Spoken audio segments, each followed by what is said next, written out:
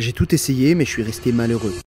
Il y a quelques mois, je me suis retrouvé à un point où tout allait bien dans ma vie. Un emploi du temps bien rempli, beaucoup de clients et beaucoup d'argent. J'enchaînais les projets sans m'arrêter. Mais ça, c'était que de l'apparence. Dans le fond, je sentais qu'il y avait un truc qui clochait. Je me sentais vide, comme si on m'avait enlevé quelque chose. J'avais l'impression de juste traverser l'existence sans avoir un réel but. Pourtant, c'est moi qui parle de toujours avoir un lien d'intentionnalité avec tout ce qu'on fait. Mais sans m'en rendre compte, je me suis retrouvé en mode pilote automatique. Et ce manque de sens, il s'est vite répercuté sur d'autres domaines de ma vie. J'étais moins efficace, moins créatif, moins productif. Et face à ça, j'ai essayé de mettre plein de choses en place. Une liste d'habitudes longue comme le bras, des hacks bien connus pour essayer de régler mon problème, mais à chaque tentative de remettre de la rigueur dans ma vie, ça a échoué. Je traversais une phase dont je devais absolument sortir pour reprendre le contrôle. La question c'était, si toutes les bonnes habitudes du monde ne marchent pas, comment je vais m'en sortir? Je sentais qu'il y avait un truc plus profond à régler, que les bonnes habitudes, c'était juste la face visible de l'iceberg. C'est un privilège que tu peux t'offrir si t'as déjà mis ta vie en ordre. Et dans mon cas, c'était un sacré bordel. Mais après des jours d'introspection, j'ai enfin trouvé ce qui clochait. Pendant ces jours d'introspection, je suis revenu aux fondamentaux. Et quand je te parle de fondamentaux, je te parle pas de prendre des douches froides, faire du sport ou dormir 8 heures par nuit. Je te parle de vrais piliers, des choses pour être vraiment heureux et épanoui sur le long terme. Je suis donc revenu aux bases, j'ai beaucoup réfléchi, j'en ai tiré 3 gros piliers, 3 étapes essentielles que chaque être humain devrait suivre dans sa quête vers le bonheur. J'aimerais te partager ça dans cette vidéo. Le premier critère essentiel pour être plus heureux sur le long terme, c'est d'être autonome. Il y a quelques mois, je comprenais pas pourquoi j'étais malheureux parce que sur le moment, tout allait bien, j'avais beaucoup d'argent, beaucoup de travail, des clients à foison, j'étais plutôt autonome puisque je choisissais ces clients, sauf que, sans m'en rendre compte, j'avais accepté beaucoup trop de missions. Et ces missions, elles m'empêchaient de me concentrer sur mes propres projets. J'avais passé mon temps à accepter des choses pour aider les autres à les faire avancer sur leurs projets.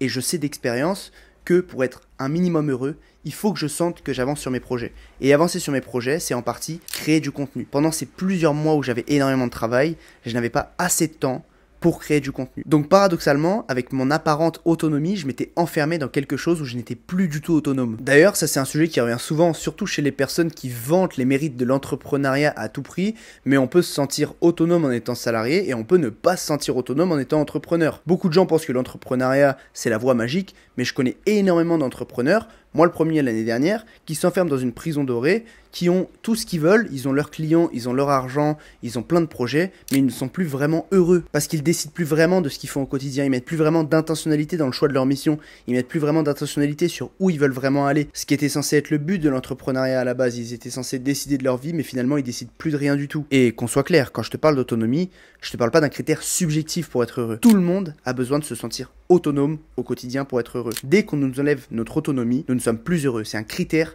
principal du bonheur qui est étudié depuis plusieurs années. Les travaux principaux les plus connus sur la question sont ceux de Deci et Ryan en 1985. Deci et Ryan, ils ont étudié un type de motivation qui est bien connu et qui est majoritairement répandu dans la société. C'est le système de motivation du bâton et de la carotte, c'est-à-dire donner des objectifs à des gens, leur dire que s'ils atteignent les objectifs, ils auront une récompense, et s'ils n'atteignent pas les objectifs, ils se feront frapper à coups de bâton. Ça, c'est quelque chose qui nous est appris depuis le plus jeune âge à l'école, et qui perdure, notamment dans le monde de l'entreprise, même si dans certaines entreprises, ça tend à changer. C'est, malheureusement, une motivation qui est extrinsèque, c'est-à-dire qu'elle ne vient pas de l'individu. C'est une motivation qui vient de quelqu'un d'autre en promesse d'une certaine récompense potentielle future. Le problème de cette motivation, c'est qu'elle nous enlève toute autonomie. Plus on a l'habitude de réfléchir comme ça, moins on développe un intérêt profond pour les choses. Par exemple, à l'école, on ne développe pas forcément un intérêt pour le fait de se cultiver, de s'intéresser à certaines matières, de s'intéresser à l'histoire, de lire des nouveaux livres. Non, on développe un intérêt pour l'optimisation des bonnes notes au contrôle pour ne pas redoubler notre année. Et c'est ça le problème de ce genre de motivation. Elle enlève l'autonomie, donc elle enlève le bonheur sur le long terme. Et pour reprendre mon cas, l'année dernière avec mes clients, même si à la base j'adorais travailler avec eux et que personne m'a mis le couteau sous la gorge pour accepter ces contrats, à un moment donné, il y a eu une envie qui était trop forte de recommencer à créer du contenu et cette envie-là était décorrélée avec le temps que je pouvais y mettre. Donc j'ai commencé à me sentir de moins en moins autonome et je faisais juste mes tâches par motivation extrinsèque, c'est-à-dire faire le job pour mes clients, ne pas les décevoir et gagner de l'argent à la fin du mois. C'était des motivations purement extrinsèques, mais la tâche en elle-même ne me plaisait plus dans ce que je faisais avec eux. Aujourd'hui, je travaille avec beaucoup moins de clients, j'ai réduit mon portefeuille, mais je travaille avec eux intentionnellement. J'aime les missions que je fais avec eux, j'ai du temps pour ma création de contenu, et j'ai aussi du temps pour me consacrer à mon accompagnement pour ceux qui veulent commencer à développer leur audience sur les réseaux ou qui ont déjà une audience bien développée mais qui veulent continuer à exploser et à monétiser cette audience, ça me permet de choisir les personnes avec qui j'ai envie de travailler, que ce soit d'un côté pro ou d'un côté accompagnement avec ma création de contenu. Et face à ça, tu me diras que pour moi, ça a été facile à faire. Ça fait des années que je me construis dans l'intentionnalité. Ça fait des années que dès que je vis une situation comme l'année dernière, la seule chose que j'ai à faire, c'est juste me poser à mon bureau, faire preuve d'introspection et me sortir de cette situation. Ça peut paraître facile pour moi. L'autonomie, si tu ne la trouves pas forcément dans ton travail,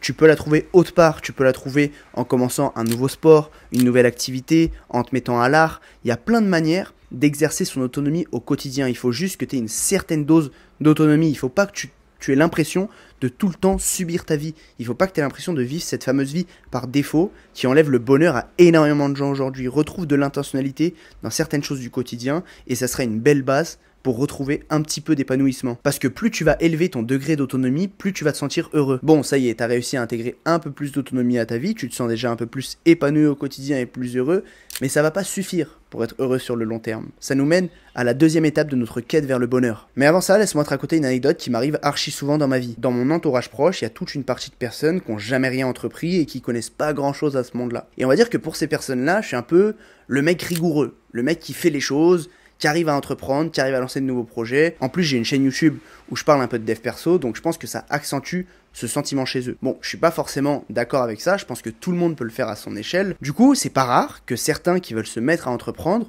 ou qui veulent se mettre à faire quelque chose de plus sérieux dans leur vie, par exemple se mettre au sport, parce qu'ils savent que je suis assez rigoureux avec le sport, ils se mettent à me poser des questions. Comment ils peuvent mettre en place des process, comment ils peuvent mettre en place des habitudes. Donc moi, je suis un bon pote, je me pose souvent plusieurs minutes avec eux, je leur dis tout ce que moi je sais et tout ce que j'ai appris, et souvent en plus, les choses qu'ils doivent faire, ils le savent déjà. Ils savent déjà ce qu'ils doivent faire par exemple pour se mettre au sport. Ce qui leur manque souvent, c'est l'état d'esprit pour commencer à y aller. Plusieurs semaines, plusieurs mois après, on se recroise, je leur demande s'ils ont mis en place les quelques actions pas si difficiles, les quelques actions pas si difficiles que je leur ai dit de mettre en place, et devine quoi ?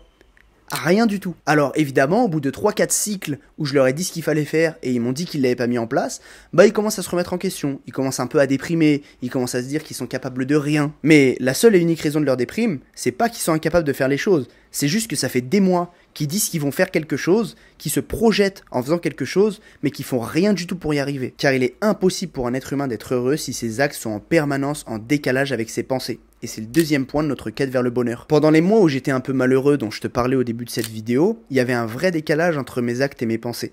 Dans mes pensées, j'allais me remettre à créer du contenu. Dans mes pensées, j'allais lancer mon accompagnement pour aider les personnes à créer du contenu sur Internet. Dans les actes, rien du tout. Ça restait au stade de projet. Ce que je faisais au quotidien, c'est que je faisais le minimum nécessaire pour travailler et satisfaire mes clients. Et à part ça, je faisais rien du tout. Je me laissais aller à la vie et je mettais pas en place mes projets.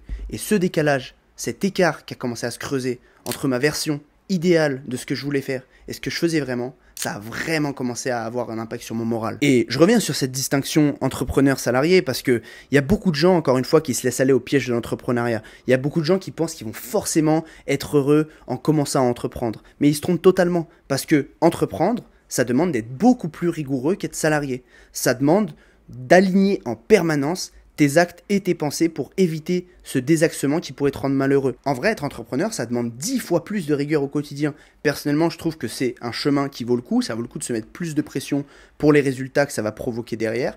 Mais il y a des gens qui sont littéralement pas faits pour ça. Et pourtant, il y a des gens qui continuent, en se pensant grands entrepreneurs, à juger des salariés. Sauf que j'ai vu de mes yeux des entrepreneurs 10 fois plus malheureux que des salariés qui étaient bien dans leur petit CDI, parce qu'ils étaient alignés en fait. Leur vision de la vie, c'était d'avoir une maison, un appart, leur femme, leurs enfants, une stabilité, toutes ces choses-là. Et c'est des choses qu'ils avaient conscientisées. Il y avait un alignement entre leurs actes et leurs pensées. À l'inverse, l'entrepreneur qui passe sa vie à dire « je vais lancer un SaaS, je vais lancer un business, je vais lancer un machin » mais qui fait rien, lui, sur le moyen long terme, il va finir malheureux. Parce que lui, il continue à creuser l'écart entre ses actes et ses pensées. Fais ce que tu dis ce que tu fais. Au plus tes actes trahiront tes pensées, au plus tu vas te renvoyer l'image à toi-même que tu es une personne pas fiable et pas capable. Et ça aura un impact sur ta confiance en toi. Donc ce que tu dois faire dès maintenant si tu as envie de faire quelque chose, soit tu le fais, soit tu es dans une situation, et ça peut arriver, où tu n'es pas encore capable de le faire. Donc tu mets le projet de côté et tu te dis pas que tu vas le faire. Tu le mets en pause, tu le ranges dans un placard dans ton esprit et tu y reviendras plus tard. Parce que le bonheur, c'est l'absence de désir. Et être dans une situation où tu fais rien pour atteindre tes objectifs, c'est juste augmenter ce désir entre toi et ta situation idéale. Il y a un principe que j'adore dans la pensée bouddhique, c'est le principe d'impermanence.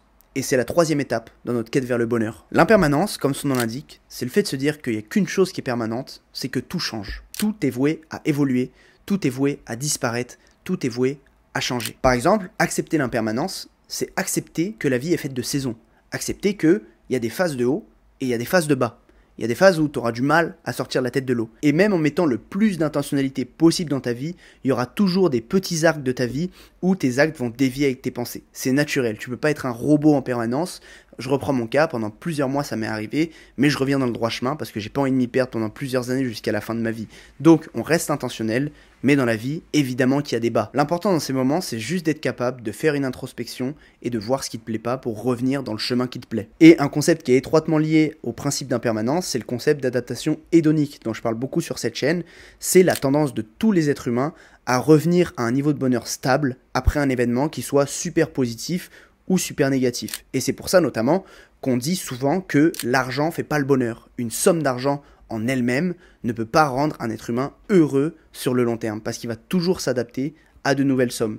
Par contre, ce qui peut le rendre heureux, c'est ce qu'il va faire de cette somme, parce qu'il y a certaines choses qui ne sont pas soumises au principe d'adaptation hédonique. Dépenser de l'argent pour être en meilleure santé, dépenser de l'argent pour vivre dans un meilleur cadre de vie, ça ce sont des choses durables et pas soumises à l'adaptation hédonique. Mais il y a des choses comme la surconsommation, comme le fait de désirer en permanence être plus riche, ces choses-là, elles sont totalement soumises à l'adaptation hédonique. Et si on n'accepte pas le principe d'impermanence, on sera toujours malheureux à vouloir courir après ces choses futiles. Enfin, accepter l'impermanence, c'est voir ton évolution comme un jeu que tu joues sur le long terme. Si tu zoomes sur ta vie, tu vas voir les hauts et les bas. Par contre, en dézoomant, si tu utilises bien les principes que je t'ai cités plus tôt dans cette vidéo, ta vie est globalement sur une trajectoire ascendante. Si tu mets bien les choses en place et si tu fais toujours gaffe à faire preuve d'intentionnalité au quotidien, tu vas réussir à avoir une trajectoire ascendante et à toujours glow up dans ta vie. Personnellement, il n'y a rien qui me rend plus fier que de prendre le moi d'il y a 5 ans et de voir que, personnellement, je me trouve mieux en termes de finances, mieux physiquement, je me trouve plus beau, je trouve que je parle mieux aux gens, je trouve que je suis globalement plus complet qu'il y a 5 ans par exemple. Et ça, jusque-là, je touche du bois évidemment, ça m'est jamais arrivé de regarder il y a 5 ans en arrière et de me dire « Ah, là, je me sens moins bien qu'avant ». Parce que je cherche toujours à mettre intentionnellement des choses en place pour évoluer. Même si au quotidien ça peut ne pas aller, mais sur le long terme, il faut gagner ce jeu. Il faut gagner le jeu de la vie en essayant de mettre ces choses en place pour être plus épanoui, plus heureux, en cherchant l'autonomie, en alignant ses pensées avec ses actes et en ne courant pas à travers des désirs qui ne seront jamais assouvis parce qu'ils sont par nature illimités. C'est cette amélioration permanente que je vise au cours de ma vie. Parce que là où les gens pensent que le bonheur est une finalité, c'est en réalité juste un processus. C'est tout pour moi pour cette semaine, j'espère que tu feras bon usage de cette vidéo et qu'elle t'a plu. Si c'est le cas, n'hésite pas à cliquer sur le premier lien de description pour recevoir mes lettres privées. Ce sont des lettres que j'envoie chaque semaine dans lesquelles je partage de la valeur que je ne partage pas sur YouTube, des anecdotes et des conseils personnels et privés. Donc n'hésite pas à cliquer pour recevoir tout ça. Tu peux aussi me remercier en me laissant un petit j'aime, en t'abonnant et en partageant cette vidéo. Ces petites actions pour toi m'aident énormément, donc je t'en serai extrêmement reconnaissant et de mon côté je te dis à la prochaine pour une nouvelle vidéo.